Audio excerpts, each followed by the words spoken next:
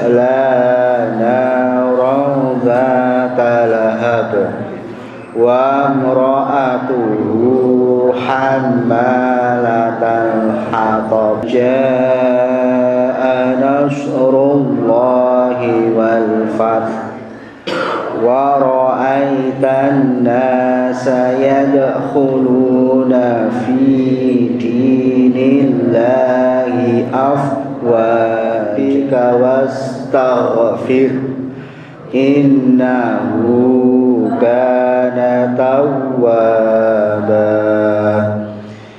بسم الله قل يا أيها الكافرون لا أعبد ما تعبدون ولا أنتم عابدون ما أعبد ولا أنا عابد ما عبدتم. Alhamdulillah, pada kesempatan sore hari ini beliau Ustaz Hatta Samsudin LCM sudah hadir di Masjid Al-Fajr ini. Insyaallah pada kesempatan sore hari ini akan menyampaikan tentang sirah Nabi, bagaimana Pak Nabi dan para sahabat menyambut dan mempersiapkan diri dalam bulan Ramadan seperti itu. Baik, kepada beliau Ustaz Hatta Samsudin LCMAG, waktu dan tempat kami persilakan. Ustaz.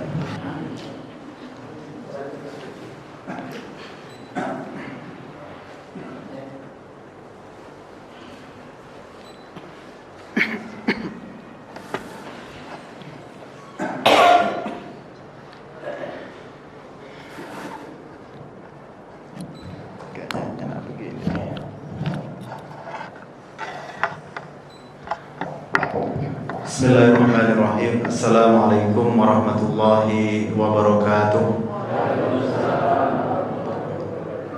Alhamdulillah, alhamdulillahi wa kafa, wassalatu wassalamu ala mustafa wa ala alihi wa sahbihi wa man ihtada, amma ba'd.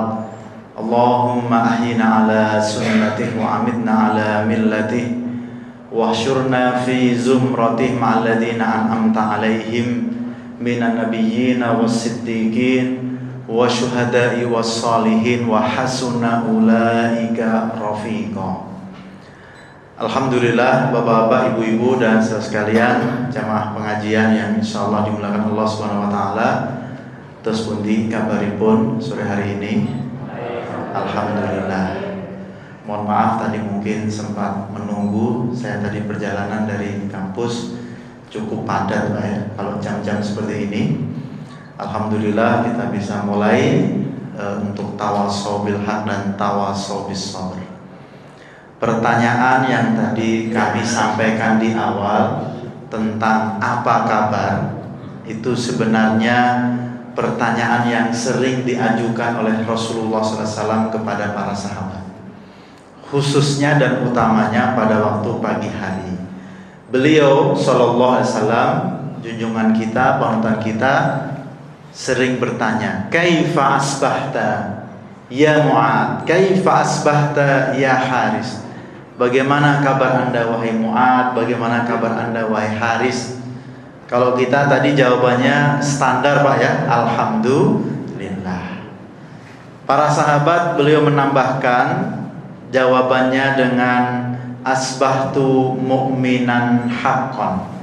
Aku berpagi hari dalam kondisi beriman, dalam kondisi keimanan yang sungguh-sungguh yang kuat.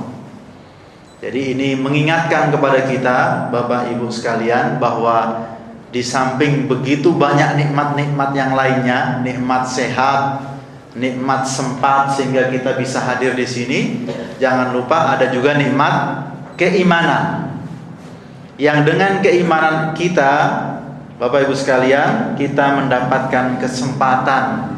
Dengan keimanan kita, amal-amal kita akan dinilai, amal-amal kita akan dicatat, amal-amal kita akan diperhitungkan, dan insya Allah bisa kita lihat hasilnya nanti di akhirat. Amin Allahumma amin. Karena Pak, ada orang yang tanpa keimanan amalnya juga luar biasa juga ada.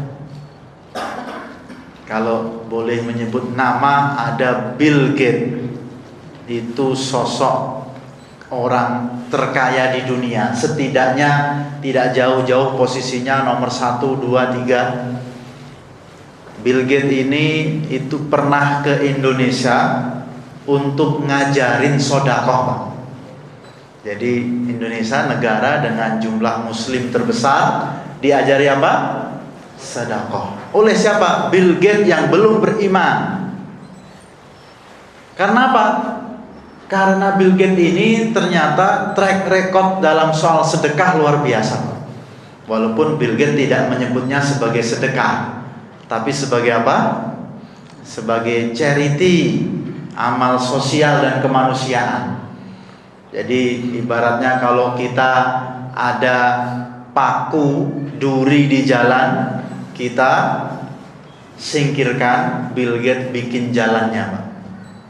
10% dari keuntungannya yang dimiliki itu untuk amal sosial melalui Melinda Foundation yang dimiliki oleh istrinya. Jadi bikin jalan di pedalaman-pedalaman. Kalau ada orang sakit, teman sakit, saudara sakit, kita jenguk.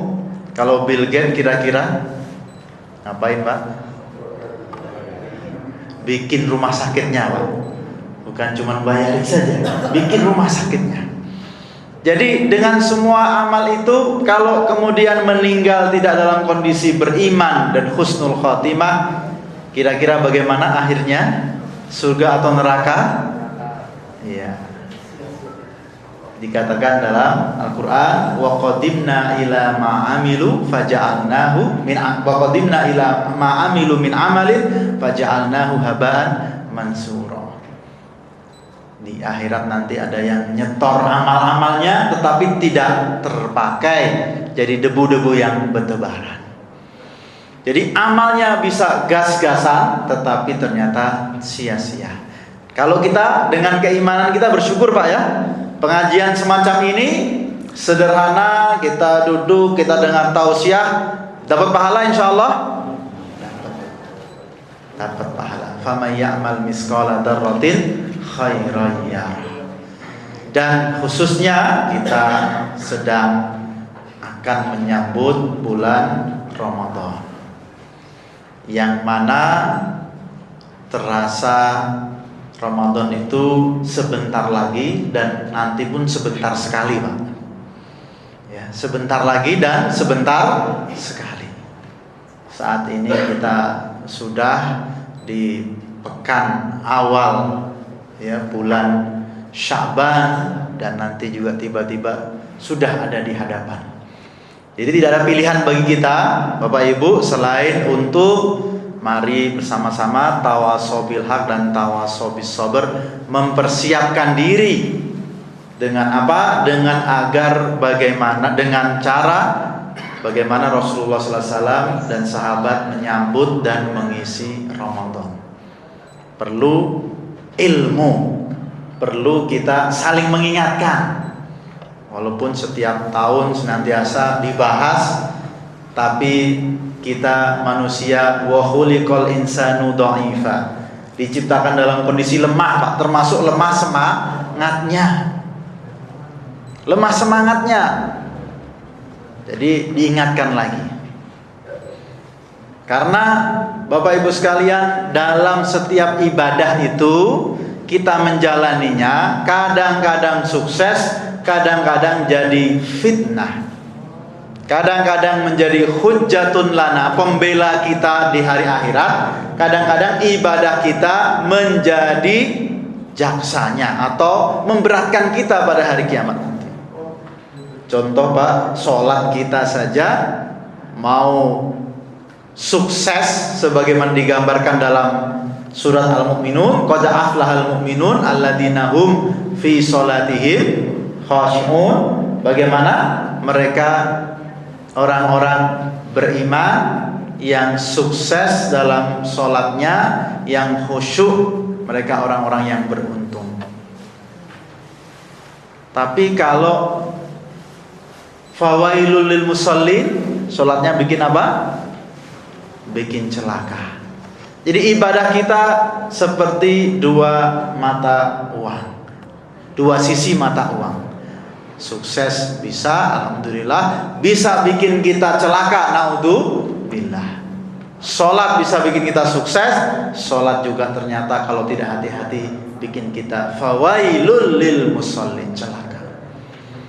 Nah, puasa juga begitu, Bapak Ibu sekalian.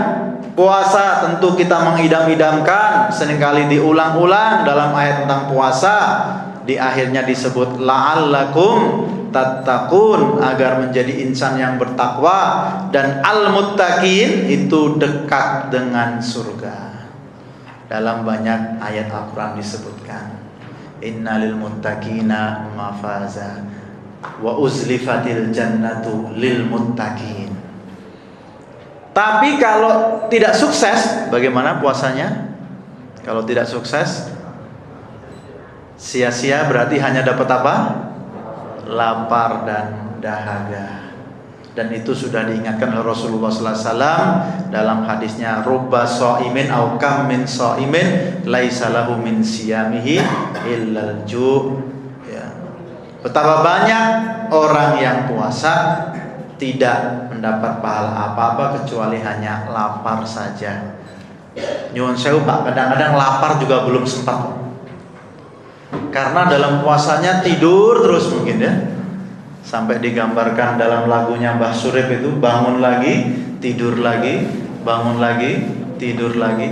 Nah, kalau puasa di Indonesia rata-rata sekitar 13-14 jam, tidurnya kira-kira 5-6 jam, itu sempat lapar apa boten Pak? Jadi jangan-jangan lapar pun nggak dapat tuh.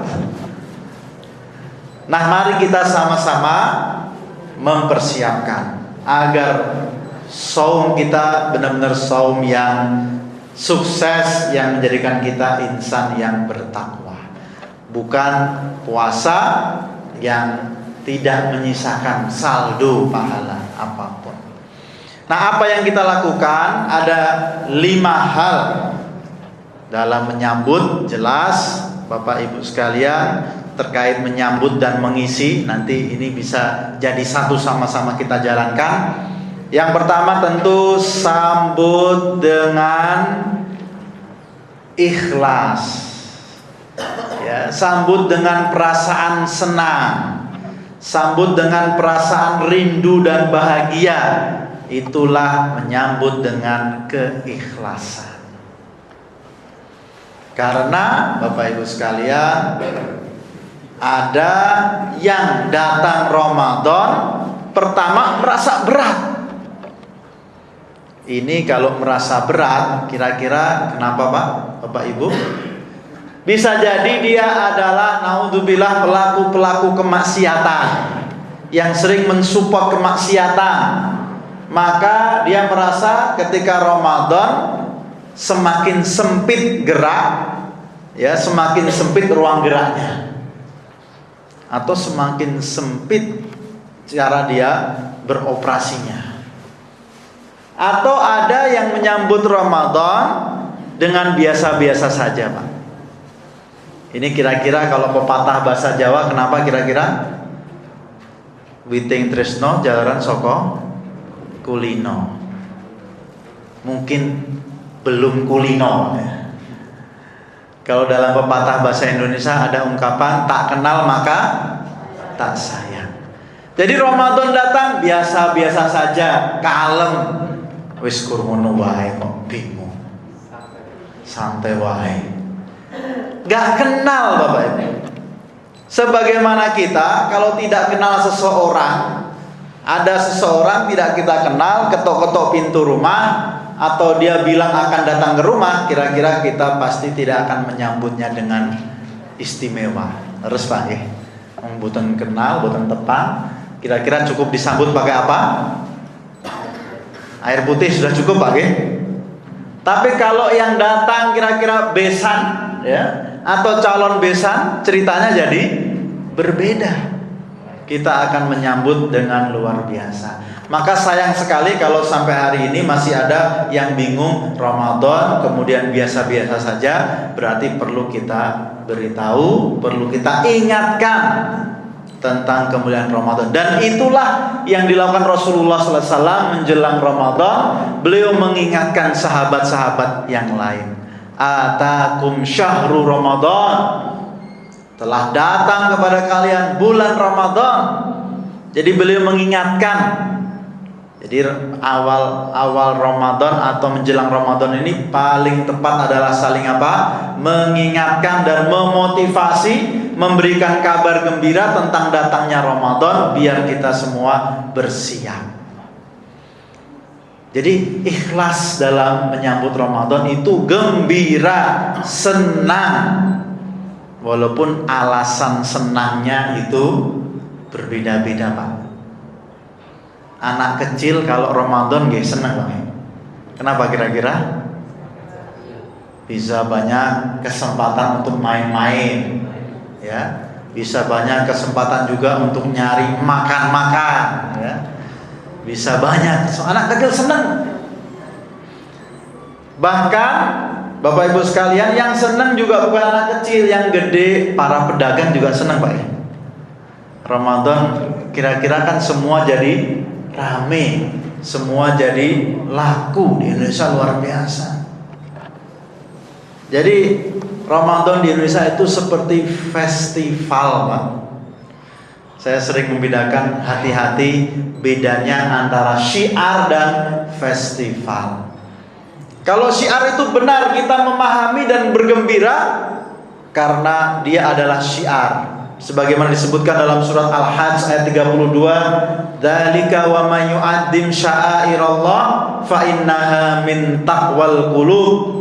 Yang demikian itu, barang siapa yang mengagungkan syiar agama Allah, maka adalah bukti adanya ketakwaan dalam hati. Jadi kita datang Ramadan, kita mengagungkan, kita senang, itu bukti ada ketakwaan dalam hati. Jadi senangnya bukan karena alasan yang macam-macam tadi. Bukan karena Ramadan dagangan laris luar biasa, Ramadan nanti ada THR turun, ya, Ramadan nanti ada macam-macam. Bahkan, Pak, anak-anak muda itu kalau Ramadan juga senang. Betul? Ada kebut-kebutan. Ya, sambil nunggu sahur. Ada yang kalau di Medan itu sampai ada sebutan namanya asmara subuh, Pak. Asmara subuh. Habis subuhan kemudian jalan-jalan berduaan dengan pacarnya. Jadi muda-mudi pun senang, tapi senangnya berbeda. Sampai juga dibuat acara talk show radio, saya pernah dengar, ini aneh-aneh, Pak. Judulnya Tips Pacaran Khusyuk Saat Ramadan. Ini kan berlebihan, ya. Jadi senangnya malah justru yang aneh-aneh. Nah, tentu kita tadi kita senang karena Ramadan adalah syiar. Kita senang karena Ramadan menjanjikan pahala yang berlipat-lipat. Kita senang bahkan karena Ramadan, insya Allah ada malam yang dijanjikan kemuliaannya lebih dari 1000 bulan. Kita senang karena Ramadan menjadikan kita lebih dekat dengan masyarakat. Betul, Pak? Senang, kita kumpulnya kan lebih sering, Pak. Kumpulnya lebih sering. Kumpulnya buka puasa, tarawih, subuh, lebih dekat. Ukhuwah itu kekuatan, Bapak Ibu sekalian. Dan Ramadan menyatukan kaum muslimin dengan berkumpul, dan pusatnya di mana? Masjid. Jadi senangnya seperti itu kira-kira, Pak, yang harus kita kuatkan. Inilah yang kemudian menjadikan para sahabat itu luar biasa semangatnya. Dalam banyak literatur disebutkan sampai kanu yad'unallaha sittata ashhur an yataqabbalahum an yataqabbala minhum Ramadan, wa kanu yad'unallaha sittata ashhur an yuballighuhum Ramadan. Jadi para sahabat itu 6 bulan 6 bulan sebelum Ramadan sudah mulai berdoa, ya Allah sampaikan usia kami pada bulan Ramadan. 6 bulan berarti kan rindunya luar biasa. Ada yang juga dalam riwayat mulai bulan Sya'ban dengan doanya Allahumma barik lana fi Rajab wa Sya'ban wa balighna Ramadan. Bahkan mempersiapkannya juga Rasulullah SAW kedatangan Ramadan dipersiapkan dengan pemanasan, yaitu memperbanyak puasa sunnah di bulan Sya'ban. Ibu-ibu yang belum selesai masih ada hutang juga diminta untuk diselesaikan, khususnya pada bulan Sya'ban. Memang cepat dan terasa tiba-tiba sudah Sya'ban. Nah, kegembiraan inilah yang harus kita kuatkan. Ikhlas, semangat, gembira dalam menyambut Ramadan. Tapi ingat Bapak Ibu, sekali lagi, antara gembira dengan syiar Ramadan dan gembira dengan festivalisasi Ramadan itu berbeda. Kenapa saya katakan festivalisasi? Karena di Indonesia Ramadan bukan sekedar syiar Pak ya. Tadi ada gegap gempitanya Pak. Apa-apa dihubungkan dengan Ramadan. Acara televisi tidak ada hubungannya dihubungkan dengan Ramadan. Infotainment edisi Ramadan misalnya, apalagi edisi Ramadan. Semuanya itu kan lebih dari syiar, festivalisasi. Jadi yang membuat senang jangan begitu, bukan itu. Ya, ada nanti sinetron Ramadan, ada nanti acara-acara diskon Ramadan, ada nanti makanan-makanan yang muncul ketika Ramadan. Iklan sirup sama sarung sudah ada Pak? Sudah ada belum? Berarti sudah dekat Pak Ramadan Pak ya. Nah, di Indomaret sudah ada kongguan wafer? Sudah juga? Oh, berarti sudah tidak perlu sidang isbat Pak ya. Sudah jelas dekat, sudah kita siapkan segera. Ya, dengan gembira tadi. Tetapi apakah cukup dengan ikhlas saja? Tidak. Mari kita jalankan, kita upayakan yang kedua Bapak Ibu sekalian, yaitu ilmu.